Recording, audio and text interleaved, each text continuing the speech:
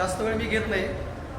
थोडंसं मी पॉलिसीवरती बोलणार आहे, म्हणजे ज्यांना ॲक्च्युली करायचं आहे टुरिझम, तर त्यांना गव्हर्नमेंट काय करतं किंवा तुमचा रोल काय आहे किंवा या थोडंसं याच्यावर मी चर्चा करणार आहे. समजा टुरिझम सुरू करायचं आहे, तर शासनाच्या नियमानुसार एखाद्या व्यक्तीला जर का टुरिझम इंडस्ट्री सुरू करायची असेल तर गव्हर्नमेंटचे काय क्रायटेरिया आहेत, खर्च किती येतो किंवा गव्हर्नमेंटचे डॉक्युमेंट्स प्रोसिजर काय आहे, या दृष्टीने थोडंसं मी फक्त 5 ते 10 मिनिटांमध्ये चर्चा करणार आहे. कारण की ॲक्च्युली वेळ खूप कमी, मला माहिती आहे की पुढच्या मान्यवरांनी सेशन ॲक्च्युली ओव्हरलॅपिंग होत चाललेले आहेत.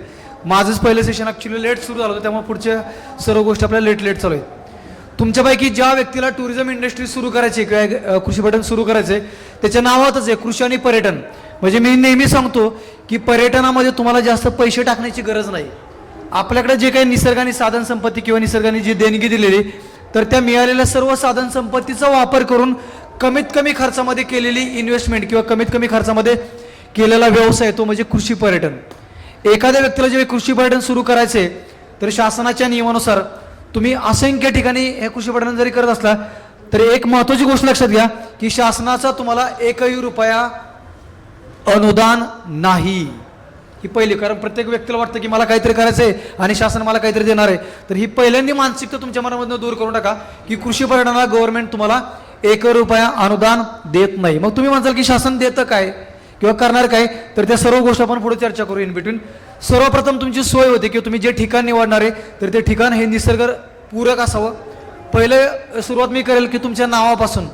एखाद्या व्यक्तीला जर का कृषी पर्यटन केंद्र सुरू करायचे आणि तुम्हाला त्याला जे नाव द्यायचे, तर ते नाव हे तुमचं पर्यावरण पूरक असलं पाहिजे किंवा तुम्ही ज्या भागामध्ये राहता तिथल्या ग्रामीण भागाला रुचकर असलं पाहिजे. जसं सरांनी दिलं होतं ठाकूरवाडी, बरोबर आहे. मी समजा सातारचा आहे तर मी काय देईल, अजिंक्य तारा कृषी पर्यटन केंद्र किंवा सह्याद्री कृषी पर्यटन केंद्र. का असं नाही की ऐश्वर्या कृषी पर्यटन केंद्र, अमिताभ बच्चन कृषी पर्यटन केंद्र, सलमान कृषी पर्यटन केंद्र. त्या नावाकडं बघून तुमच्याकडे येणारा व्यक्ती हा आकर्षित झाला पाहिजे.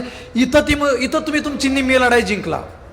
इथं तुम्ही तुमची निम्मी लढाई इथूनच जिंकला, कारण त्या नावाकडे बघून त्या शहरी भागातल्या पर्यटकाला वाटलं पाहिजे की मला तिथं गेलं पाहिजे. कारण की तुमच्याकडे येणारा वर्ग हा शेतकरी नसणार नाही. शेतकरी तुमच्या कृषी पर्यटन केंद्रावर येणार नाही. तुमच्याकडे येणारा वर्ग कुठला आहे की जो त्या सिटीमध्ये राहतोय, जो त्या शहरामध्ये राहतोय, असा व्यक्ती येणार आहे. आणि त्या आलेल्या व्यक्तीला ज्यावेळी तुम्ही पूर्णपणे दिवसभर एंगेज ठेवणार आहे ग्रामीण भागातली संस्कृती दाखवून, तर त्यावेळी तुम्ही तिथं खरोखर त्याच्यामध्ये सार्थक होऊ शकता. आपल्याकडे जी पूर्वी संस्कृती होती, 12 बलुतेदार किंवा अलुतेदार, जे बहारूड आपण दाखवायचो, भजन कीर्तन, या सर्व गोष्टींचा उहापोह किंवा दर्शन तुम्हाला त्या कृषी पर्यटन केंद्रामध्ये घडवायचे. तर सांगू शकतो की आपण ते कृषी पर्यटन त्या लोकांना काहीतरी होऊ शकतो. आता तुम्हाला बघा, कृषी पर्यटन केंद्राची एक कमान आहे किंवा गेट आहे, पण त्या गेटच्या माध्यमातून तुम्हाला तिथं बांबू बल्ले लावले, लाकडी बैलांची चाकं लावलेत, नाव पण कसं दिलंय, आमंत्रण कृषी पर्यटन केंद्र. एक नावामधून असं जाणवतं की आपण तिथं आलं पाहिजे किंवा पाहिलं पाहिजे. दुसरं तुम्हाला दिलंय की हा जो एक झोन दिलाय की राज्यामध्ये जवळपास प्रत्येक जिल्ह्यामध्ये तुम्हाला कृषी पर्यटन केंद्र करायला चांगला वाव आहे किंवा स्कोप आहे. असा कुठलाच जिल्हा नाही की ज्या ठिकाणी तुम्ही म्हणू शकत नाही की मी भंडाराचा आहे किंवा मी गोंदियाचा आहे किंवा मी नागपूरचा आहे किंवा मी चंद्रपूरचा आहे, माझ्या ठिकाणी कृषी पर्यटन केंद्र होऊ शकत नाही. असं नाही. निसर्गाने आपल्याला खूप भरभरून दिले महाराष्ट्राला की जवळपास आपण प्रत्येक जिल्ह्यामध्ये कृषी पर्यटन केंद्र चांगल्या प्रकारे सुरू करू शकतो. ठीक आहे. याच्यामध्ये वेगवेगळ्या प्रकारचे टुरिझम आहेत. मी असं म्हणत नाही की फक्त तुम्ही कृषी पर्यटनच करा. कृषी पर्यटन केंद्रामध्ये वेगवेगळ्या प्रकारचे, म्हणजे निसर्ग type based on nature, culture, hobbies, education, या वेगवेगळ्या भागामध्ये टुरिझम इंडस्ट्री होऊ शकते.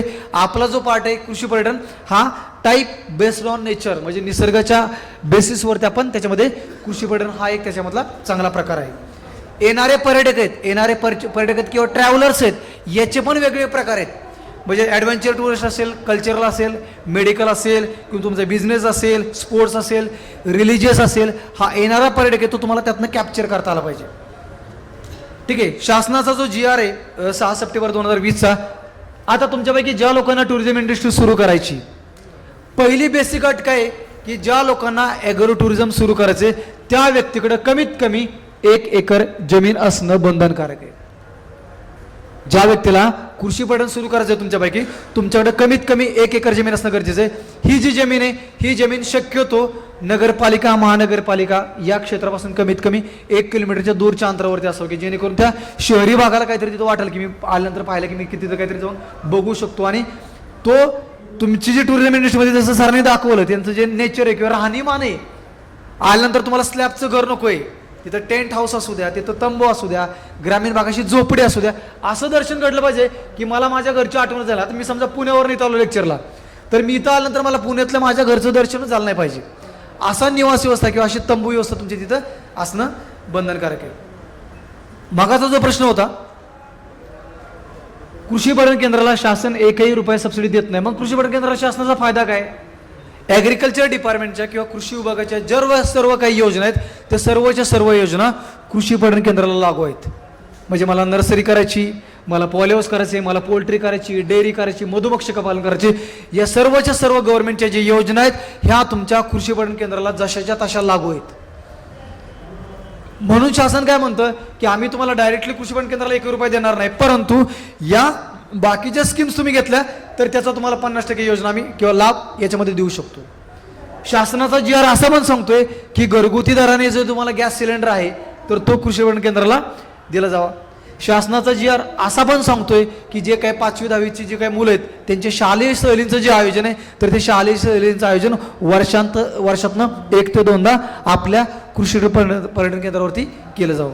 तर ह्या बाकीच्या गोष्टी आहेत की ज्या आपल्याला डायरेक्टली शासन तुम्हाला कुठलाही देत नाही. हे तुम्हाला मी सांगितलं की कृषी पणन केंद्र सरांनी त्यांच्या ह्याच्यामध्ये म्हणजे वापर केलाच की आपण जे कृषी पणन केंद्र करणार आहे याच्यामध्ये अल्टिमेटली आपल्याला गावाचा विकास साधायचा आहे. गावाचा विकास साधायचा काय म्हणजे काय, सरांनी कृषी पणन केंद्र सुरू करायचं केलं वैयक्तिक तुमचं, आणि तुम्ही बाजूचे शेतकरी म्हणतात त्याच्याकडे तुम्ही लक्ष नाही दिलं. आपल्याला वैयक्तिक प्रगती न साधता, महाजन सर सांगतीलच, आपल्याला वैयक्तिक प्रगती न साधता आपण आपल्या गावाची प्रगती सांगायची. म्हणजे काय की माझ्याकडे ट्रॅक्टर नाहीये, माझ्याकडे बैलगाडी नाहीये, माझ्याकडे उंट नाहीये, तर मी माझ्या शेजारच्या शेतकऱ्याला घेईल. मी दुसरे माझ्याकडे बहारुडी नाही, माझ्याकडे भजनवाला नाही, माझ्याकडे कीर्तनवाला नाही, तर मी माझ्या गावातल्या लोकांना बोलवेल, त्यांना पण मला जे काही 2 रुपये इन्कम मिळणार आहे त्यातले 5-25 पैसे मी त्या लोकांना पण देणार आहे, जेणेकरून मी माझ्या पूर्ण गावाची प्रगती साधणार आहे. हा अल्टिमेट एम आहे कृषी पणन केंद्राचा. कृषी पणन केंद्राचा अल्टिमेट एम एकच नाही की स्वतःची वैयक्तिक शेतकरी प्रगती ह्या ते कृषी पणन केंद्रवाल्याने साधली पाहिजे, तर त्यांनी आपल्या आजूबाजूच्या लोकांचा, कोणाकडे हरभरा आहे, कोणाकडे मका आहे, कोणाकडे त्याची कणस आहेत, कोणाकडे बोर आहेत, तर त्या आजूबाजूच्या शेतकऱ्यांना युटिलायझेशन करून घेऊन त्यांना पण आपल्याला मिळणाऱ्या 100 रुपयापैकी 1-2 रुपये कसे जातील याचा विचार जो कृषी पणन केंद्रवाला करू शकतो तर तो पूर्णपणे आपल्या गावाचा विकासाच्या मध्ये साधू शकतो. हा याचा अल्टिमेट एम आहे. मी परत सांगतोय, ठीक आहे. नंतर कोण सुरू करू शकतो कृषी पणन केंद्र? एक तर वैयक्तिक शेतकरी, दुसरं कृषी विद्यापीठ आहे, तिसरं कृषी विज्ञान केंद्र, ॲग्रिकल्चर युनिव्हर्सिटीज, प्रायव्हेट कृषी विज्ञान केंद्र, शेतकऱ्यांच्या सहकारी संस्था, यापैकी कुठलीही व्यक्ती कृषी पणन केंद्र सुरू करू शकते. तुम्ही म्हटलं की माझ्या नावावरती जमीन नाही, नो डाऊट, रक्ताच्या नात्यातली कुठली तुमच्या वडिलांच्या नावावर असेल, आईच्या नावावरती असेल, शेतकरी कुटुंबातला कुठलाही व्यक्ती असणारा व्यक्ती हा कृषी पणन केंद्र सुरू करू शकतो. असं नाही की माझ्या स्वतःच्याच नावावरती सातबारा उतार असला पाहिजे आणि गव्हर्नमेंट मलाच हे करेल, बरोबर आहे. हा एक महत्त्वाचा पाठ. दुसरा आवश्यक बाबी, आपण ज्या ठिकाणी कृषी पणन केंद्र सुरू करतोय हे तुमचं शक्यतो खेडेगाव असावं. दुसरं जसं दिले शेती क्षेत्र तुमचं कमीत कमी 1 एकर असावं. शेतकरी मध्ये आतमध्ये ज्या तुम्ही बांधकाम करणार त्या पर्यावरणपूरक बांधकामाच्या खोल्या असाव्यात, जसं की बांबू बाल्याच्या खोल्या असतील किंवा कोकणामध्ये जो जांभा खडक मिळतो लॅटेक्स सॉइलचा, तर त्याच्यामध्ये पूरक तुमचं बांधकाम असावं. 2 गोष्टी माझ्या दृष्टीने सर महत्त्वाच्या आहेत कृषी पणन केंद्रामध्ये. एक म्हणजे तुमच्या तिथं लेडीज आणि जेंट्स शौचालयाची सोय असावी आणि त्या लोकांना पाणी पुरवठ्याचं तुम्ही शुद्ध पाणी पुरवठ्याची सोय केली गेली पाहिजे. आणि आतमध्ये निवास व्यवस्था जरी तुम्ही करू शकला नाही तरी 1 डे ट्रिपमध्ये त्या लोकांना तुम्ही पूर्णपणे आतमध्ये एंगेज होता आलं पाहिजे. नंतर दुसरी महत्त्वाची गोष्ट याच्यामध्ये हे तुम्हाला दाखवलंय बघा, आले लोकांना तुम्ही तुमच्या शहरामध्ये तिथंच काम करायला सांगू शकता, वाफे तयार करा, बेड तयार करा. काय करायचं, त्याच लोकांकडून तुमच्याकडून वांग्याचं झाड लावून घ्यायचं आणि परत तुम्हाला जाताना सांगायचं की 1 महिन्याने तुमची वांगी खायला या बरं का, तुमचीच वांगी खायला तुम्हालाच बोलवायचं परत पैसे घेऊन. परत तुमच्याकडून झाड लावून घ्यायचं आणि तुम्हालाच परत तिथे एंगेज व्हायचं की तुम्ही परत तुम्हीच लावलेला प्लांट खायला. हे जो कृषी पणन केंद्राच्या चालकाला जमलं तो याच्यामध्ये पूर्णपणे यशस्वी होऊ शकला. ठीक आहे. आतमध्ये तुम्ही रेन डान्स ठेवू शकता, तुम्ही मचान असेल, लोणी गार्डन असेल, हे करू शकता. ग्रामीण भागातल्या संस्कृती तुम्हाला याच्यामध्ये दर्शन घडवायचे. कुठल्या कुठल्या सेवा देऊ शकता, निवास सेवा देऊ शकता, 1 डे ट्रिपची सेवा देऊ शकता. अजून एक महत्त्वाचा सेल आहे तो म्हणजे काउंटर सेल किंवा विक्री व्यवस्था. तुम्ही एवढं लोकांना खाऊ पिऊ घालायचं आणि जे खाऊ पिऊ घालणार आहे तेच तुमच्या काउंटरला विक्रीला ठेवायचं. तोच पापड, तेच लोणचं, तेच भाजी, की जाताना लोकांना वाटलं पाहिजे की तुम्ही रात्री जे खाल्लं ना तेच तुम्हाला फुकटमध्ये तुम्ही टेस्ट पण दिली. फुकटमध्ये तुम्ही पापडाची टेस्ट दिली, फुकटमध्ये तुम्ही लोणच्याची पण टेस्ट दिली. या सर्व गोष्टी ज्या कृषी पठण केंद्राला जमल्या, तो व्यक्ती याच्यामध्ये चांगल्या प्रकारे बिझनेस किंवा व्यवसायामध्ये पैसा कमवू शकतो. ठीक आहे. शालेय मुलांची सहलीसाठी मात्र तुम्हाला 5 एकराच्या वरती अट आहे. म्हणजे तुमच्याकडे जर का 5 एकराच्या वरती जर का तुमचं कृषी पठण केंद्र असेल तर तुम्ही तिथं शालेय मुलांची सहलीचं आयोजन तुमच्याकडे करू शकता. हे बघा, तुम्ही बोटिंग करू शकता. हे तुम्ही तिथं हुरडा पार्टीज हे देऊ शकता, मकीचे कणसे देऊ शकता. जर का क्षेत्र खूप मोठं असेल तर त्या लोकांना चालवायला न लावता तुम्ही असे ट्रॅक्टर सफारी, ट्रॅक्टर राईड करू शकता. मुलांना म्हणजे मी नेहमी सांगतो कृषी पठण केंद्रामध्ये, सर तुम्ही आलेल्या लहान मुलांना जेवढे एंगेज ठेवचाल तेवढ्या त्या मुलांनी घरी गेल्यानंतर परत महिन्याने त्याच्या बाबांकडे हट्ट धरला पाहिजे की मला तिथंच जायचंय. बरोबर. त्या लहान मुलांना तुम्ही जेवढे एंगेज ठेवचाल ते मुलांनी परत हट्ट धरला पाहिजे पप्पांकडे की मला त्याच उंटावरती बसवायचे आणि मला त्याच घोड्यावरती बसवायचे.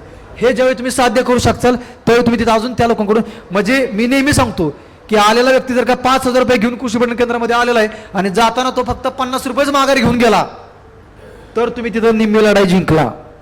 म्हणजे उरलेल्या पैशाचं काय करायचं, तर उरलेल्या पैशाची त्याला खरेदी करायला सांगायची, आपल्या काउंटर सेलवरती खरेदी करायला सांगायची. हे तुम्ही असं स्टीलच्या भांड्यामध्ये जेवण देतात, चिनी मातीच्या भांड्यामध्ये, लाकडी भांड्यामध्ये, केळीच्या पानावरती तुम्ही असं त्यांना जेवण द्यायचं की त्यांना घरची आठवण नाही झाली पाहिजे. ठीक आहे. हे थोडक्यात बांधकामाचं दिले. जर का तुम्हाला 2 एकरपर्यंत करायचं असेल फील्ड किंवा 2 ते 5 एकरपर्यंत करायचं असेल किंवा 5 एकरच्या वरती करायचं असेल तर शासनाच्या नियमानुसार तुम्हाला किती रूम्स पाहिजेत आणि त्या रूमची साईजचा हा क्रायटेरिया दिला आणि त्या नियमानुसार केलं तरच तुम्हाला गव्हर्नमेंट याच्यामध्ये रजिस्ट्रेशन किंवा नाव नोंदणीसाठी गव्हर्नमेंट तुम्हाला हेल्प करतं. ठीक आहे. डॉर्मेंटरी पाहिजेत कंपल्सरी. हे तुम्ही अशा प्रकारे दगडी बांधकाम करू शकता, निसर्गाशी पूरक. अशा प्रकारे तुम्ही लाकडी बांबूवाल्यामध्ये पण बांधकाम करू शकता. टेंट हाऊस पण तुम्ही करू शकता. सगळ्यात महत्त्वाचं म्हणजे तुम्हाला भोजनगृह पाहिजे. म्हणजे तुमचं समजा स्वतःचं कृषी पठण असेल तर शेजारी तुमचं दुसरं हॉटेल आहे तर तुम्ही लोकांना कृषी पठण दाखवणार हॉटेलमध्ये जेवण करायला येणार तर हे एकदम चुकीचं आहे.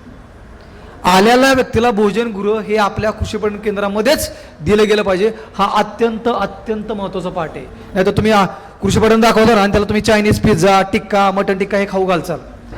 तुम्ही तिथं झुणका भाकर असेल, वांग्याचं भरीत असेल, या ज्या गोष्टी तुम्ही त्याच्यामध्ये हे करू शकताल त्यावेळी तुम्ही तो व्यक्ती तुमच्याकडे आकर्षित होईल. सगळ्यात महत्त्वाचा पार्ट हे इतर उपक्रम तुम्ही राबवू शकता. शेवटचे 2 मिनिटं घेतो फक्त मी. हुरडा पार्टी पण तुम्ही करू शकता लोकांना आकर्षित करण्यासाठी. शासनाकडून लाभ तुम्हाला मी आता सांगितलेच कुठले कुठले मिळतात.